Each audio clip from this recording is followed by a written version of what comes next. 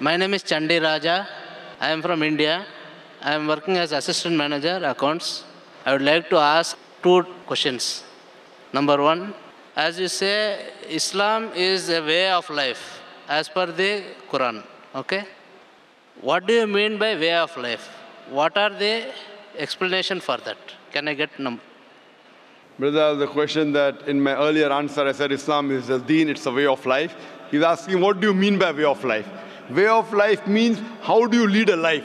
What is good for you, what is bad for you, what is harmful, what you should eat, what you should not. There are few do's and don'ts. Few things which are compulsory in life.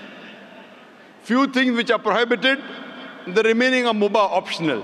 So the Quran is a guide, is an instruction manual for the human being that how a life should be led. Like how when you buy a machine, you have an instruction manual, what is good, what is bad, how you should operate. So the way of life is how should you lead your life? And what are the good things that you should not rob, you should not cheat, you should be truthful, you should pray to Almighty God, you should give charity to the poor. All these are instructions. Like when you appear for an examination, brother, if you want to pass the test in science, so what do? You read the textbook, you memorize it, and you appear for the paper. Allah says in the Quran, in Surah Mulk, chapter number 67, verse number 2, Allazi khalaqal mawta wal hayata. It is Allah who has created death and life to test which of you is good in deeds. So this book is the instruction manual. You read it and you lead your life according to how a creator wants. If you follow the instruction correctly, you will go to paradise. If you disobey, if you break the rules, then you won't go to paradise, then you'll go to hell. So this is a way of life mentioned in the Quran and the Sahih Hadith, that the sayings of the last and final messenger, Prophet Muhammad, peace be upon him. Hope that answers the question, brother. Sorry for interrupting. One more. Suppose, as you said, that it is the way of life. But following the way of life, as is said in the Quran, there are a lot of hurdles which we have to come across in each and every day of life. Could you explain me? Brother said that following the way of life, many hurdles will come. Brother, by my education, I'm a medical doctor.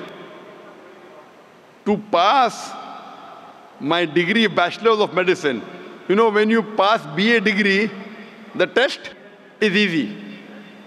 But when you pass BA, you become only a graduate.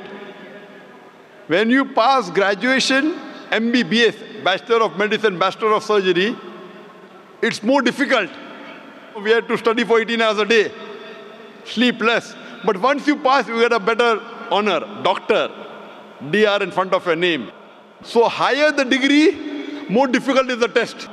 So this Quran shows you a way of life. Once you pass this test, you go to Jannah, you go to paradise. Hurdles are bound to come. When you sit for an examination, there are bound to be some questions which are difficult. That does not mean run away from the examination. So hurdles are bound to come, but this hurdle will take you towards Allah subhanahu wa ta'ala. Allah is testing you. If there are no hurdles, then where is the test? If there are no hurdles, brother, in life, then where is the test? As I mentioned earlier, Almighty God has created life and death to test which of you is good in deeds. If there are no hurdles, then where is the test? Allah wants to test you whether you follow His commandments or not. So this life, brother, is a test for the hereafter. Unless there are hurdles, how will you be tested? You can't say, I want to appear for an examination, I don't want to study, I don't want to read anything, and I want to pass. How can you pass? Hope that answers the question, brother.